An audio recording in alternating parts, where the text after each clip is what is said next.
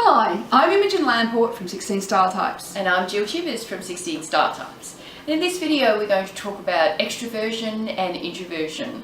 Often the first thing that springs to mind when considering psychological type, and depending on what instrument you might have done to determine what your type is, it will be the first dichotomy, as they're referred to, that you will have been given some content on and asked to self-select on whether you have a preference for extroversion or introversion. And so we thought we'd talk a little bit about what it is in type terms, because those two terms, extroversion and introversion, are used outside of the psychological type field, and also even when referencing psychological type, they've come to have a whole range of meanings that some of which are not entirely accurate, and it can lead you down the garden path a little bit when trying to determine what your type is, what your four-letter code might be. So I thought it might be helpful to talk about what we mean in style type terms when we say extroversion and when we say introversion. Yeah, so, you know, a lot of people will think that all extroverts are the life of the party and all introverts are shy and quiet. Yes, exactly. I've heard that kind of term, party girl, and it can be so misleading on so many levels when referring to extroverts. Yeah. And I think the thing is, because we're coming at this from a lens of psychological type, which has a more refined definition, that I think that we want to think about what is the definition of extrovert versus introvert, and it's really about the exchange of energy. Yeah, it's about where energy comes from and flows to, and where you are energized from, and the direction that your energy mostly flows to, and what comes most naturally to you, and what energizes you and what enervates you. And that really is, in its simplest, most economical form, what extroversion and introversion is. So it isn't about whether you're outgoing or shy. It isn't about whether or not you like people or don't like people, or they like you or they don't like you, or whether you are capable of talking in front of a group, or it's about none of those kinds of things.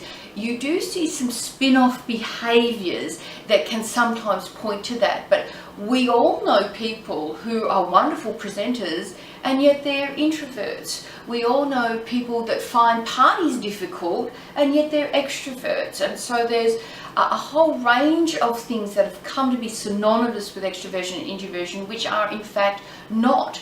Outgoing and shy are not good replacements for extroversion and introversion. So from an extroversion perspective, energy is found in the external world. That this is where, and you can even hear it in the lift in my voice. I'm just energized by the thought of the external world. That's exactly right. And this is where most ideas and experiences and activities and interesting interactions with people come from. Now, we are whole types. We are not just one component of it. So the external world can be energizing for an extrovert on many levels. So if you're an extrovert with a preference for feeling, it's probably going to be around experiences that have to do with other people. If you're an extrovert and you have T for thinking in your type code, then it's probably going to be about things or data or knowledge.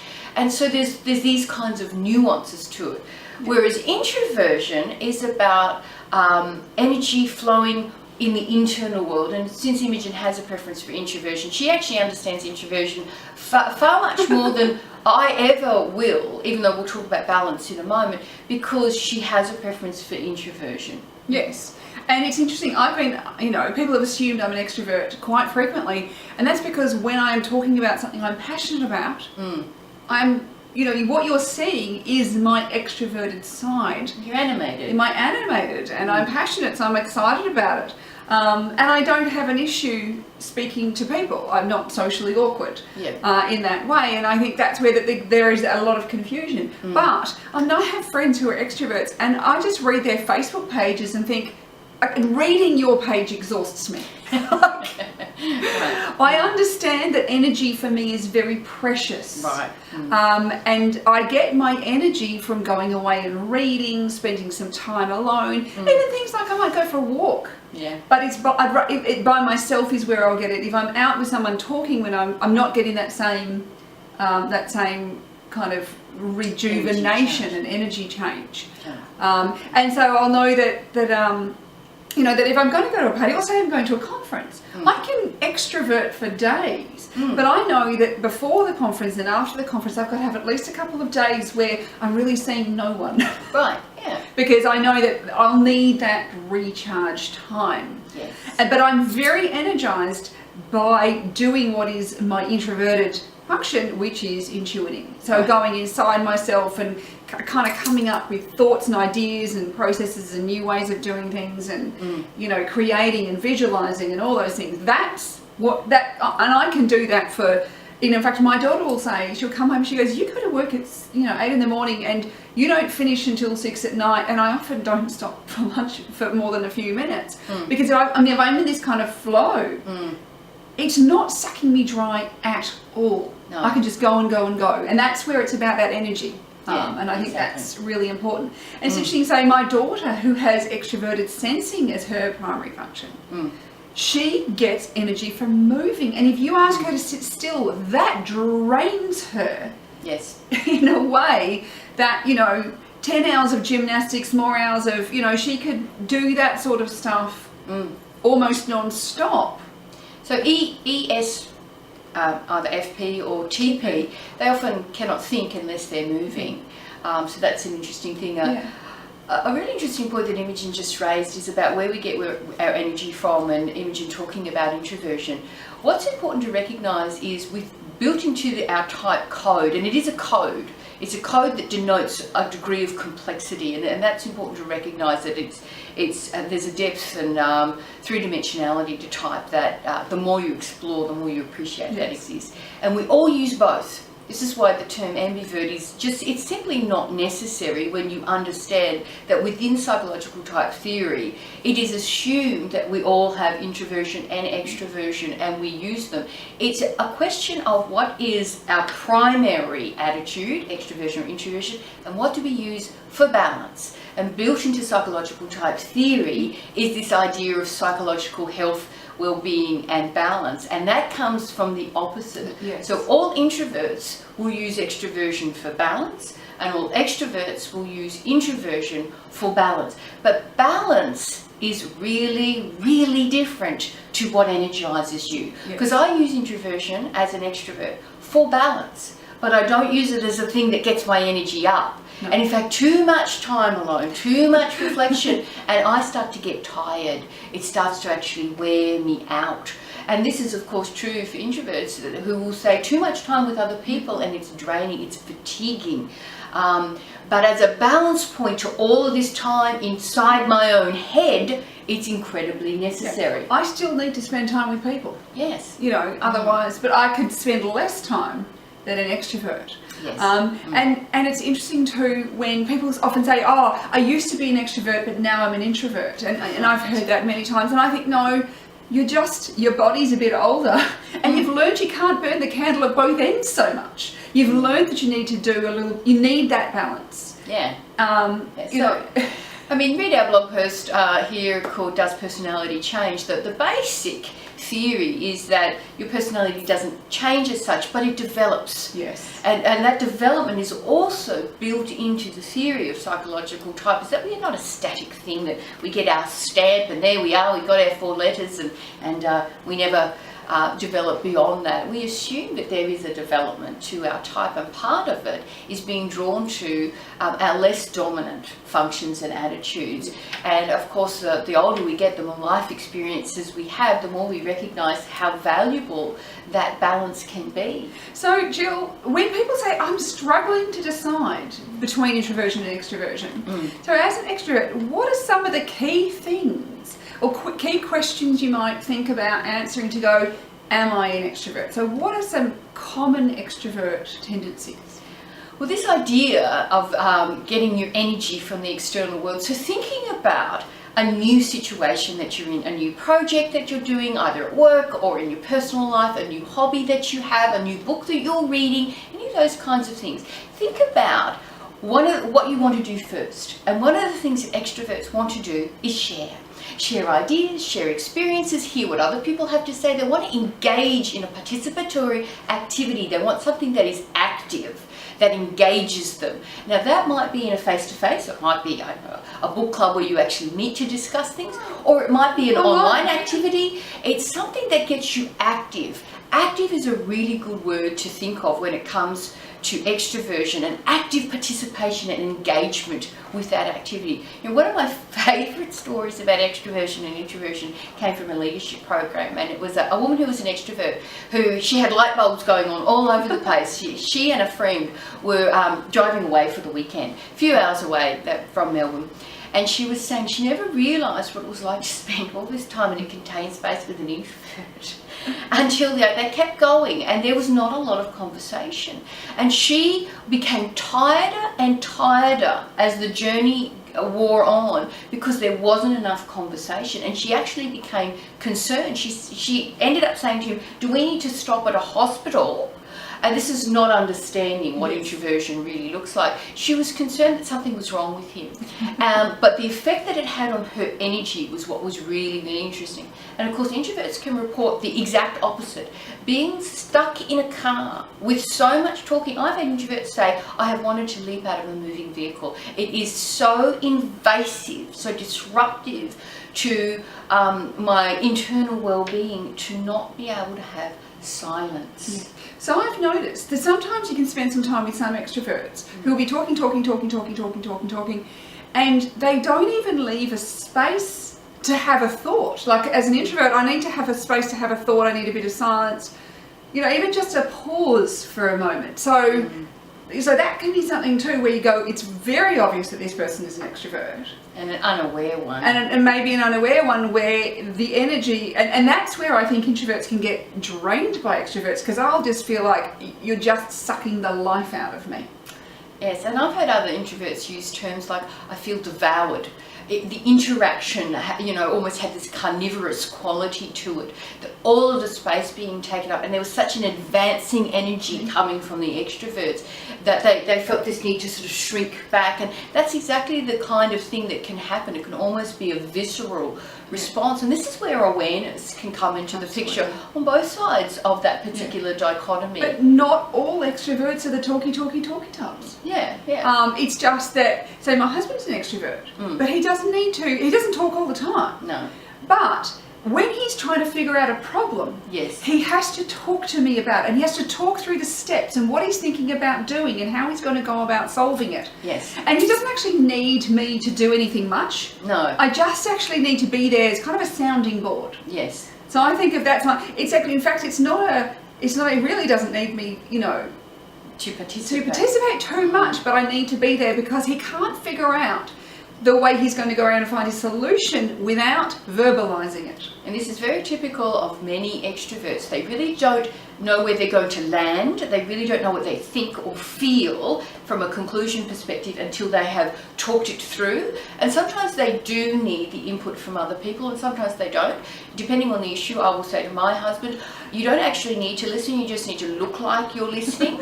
And so we have these little things that we do, because I will work it out, but I just need to hear my voice saying it to a real life person. But sometimes you do need the input from other people. Introverts will often only share their opinion once they know what they think, and this in itself has built-in potential for conflict.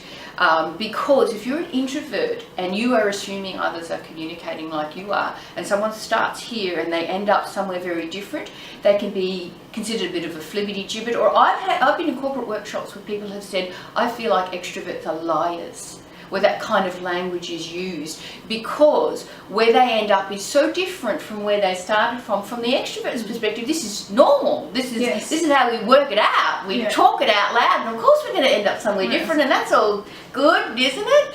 And we can often not know the impact that we're having on other people. And of course, there's some blind spots to being introverted as well, and how that can impact on interactions. I'm sure you've experienced some of those. My assumption is, because I won't start speaking till I think I already know, like I've already had a pre-thought.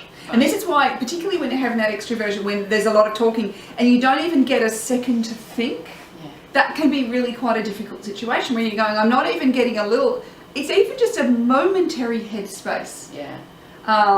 But I often go, like if I've thought about something, and I'll think about it a lot, And then it's after I've thought about it a lot, then I'll tell someone my thoughts. Now, and this is where, say, my husband who's extrovert will go, oh, but have you thought about this? I'm like, yeah, that was 20 thoughts ago. I've like gone through this entire process in my head. And I've come to this conclusion, and now I'm telling you this. Yes. And because he has to talk through it, he thinks I haven't thought about anything. Yes. So, and I think it's almost like this forwards, backwards sort of thing, potentially, that, you know, I've already done all this pre-work. Yeah. You know, and so that's where, and it's been very useful for us to even know this in our relationship, because I can go, okay, he has to talk this out. Yes. And he now understands much more about that. I've already spent a lot of time thinking about stuff before I start talking about it. Yes. So maybe I've actually worked through a lot of the issues. So, you know, I think that's something that, you know, like, and I'm just one version of an introvert. But it's useful to kind of understand that, and that, you know, so, you know, like, so introverts often like to spend a bit more time alone, but they still enjoy spending time with people. You know, they do tend to, though, have more of an internal monologue or an internal thought process before they speak out loud. So particularly when when I see a movie, I actually don't want to talk about it straight afterwards. Right. I have no interest because I kind of haven't thought about it yet. Yeah, right. I've just absorbed it. Yeah. And now, and like, maybe down the track, I'll go, you know, I actually that was some really interesting, you know, there was an interesting theme in that, and I'd like to discuss it, but not straight afterwards. Yes. Whereas to me, that's the whole point of watching a movie, so you can jump into a conversation about it. So and this is where it's, you know, so some of those things are kind of, if you're going, well, where am I, introvert, extrovert? It's, well, am I more energized by being with people? I remember working with a politician, and we were trying to work out extrovert or introvert, and he has to go, door knocking is one of those things, you know, like going out meeting the people. And he said, often before it happens, I don't want to do it. Right. But I said, okay, so when you're, you know, after you've finished, are you energized or are you drained? And he went, I'm energized. I went, that's an introvert, you know, like that. Yeah. It energized him, versus an introvert would have come home and said, I just have to have a lie down and don't talk to me, and I'm not answering the phone. Yes. Which is not to say it wasn't an enjoyable experience, just the effect on the energy was to lower it as opposed to raise it. Interesting research about levels of dopamine in the brains of extroverts and introverts. And introverts have higher levels of dopamine. Literally, their internal worlds are more interesting places to be. There's just a lot more going on in there. And, you know, I've been in workshops where the central message from introverts is, I really just need a really good reason to share things outside of my head. And if there isn't one, then I will stay silent. And that's very, very different to how extroverts will often work, where, you know, bantering ideas around is just sort of good sport, really. And of course, there's lessons to be learned from both sides of that dichotomy. As an extrovert, I have learned the enormous value of leaving space. And I often think of it as a feather that's dropped off a balcony, and it just needs time to get to the bottom. Or just leave space for a new thought or an idea, because I'm also EJ, wanting to come to decisions quickly and move on to the next thing. I've also had to learn the enormous benefit of not closing it off, tying a bow on it, sticking it on the shelf, it's all done, labelled, finished, moving on, because there can be magic in the not knowing for a period of time. I know my tolerance for that is very low, so I've put in place structures so that it doesn't, you know, make my hair stand on end. But, you know, this is a way that I have found a way to sort of borrow from and learn lessons from elements of my personality that don't come naturally. And I'm sure that's true for introverts as well. You know, what kind of things have you learned sort of that you can borrow from extroversion that have helped you? Well, I don't know how much I borrow. Well, I suppose I do extrovert. Like, so I do know that I extrovert. But I think because the introversion just happens, I don't have to think about it. I think this is sometimes with the introvert-extrovert, because we all have an introvert process and an extrovert process. Yeah. As an introvert, my introvert process comes first. Yes. And then I extrovert. Versus, and this is where I think some of the less aware, maybe extroverts who don't realise that, you know, that they actually have an introvert process, and sometimes it's better if they leave some time for that as well. Yeah. And that might be part of that development. Yeah. So sometimes maybe if you're having trouble deciding between them, it can also be to look at, well, what is my introvert process versus what is my extrovert process, and which one is the dominant one? Yeah. because I think that can then be going, well, do I spend more time here or over here? So as someone who has a dominant introverse process, I actually spend more time in my intuition, in my perceiving. So even though I am a J2, I don't need to make a decision as quickly as Jill does, because my dominant process is in my perceiving function. That's right.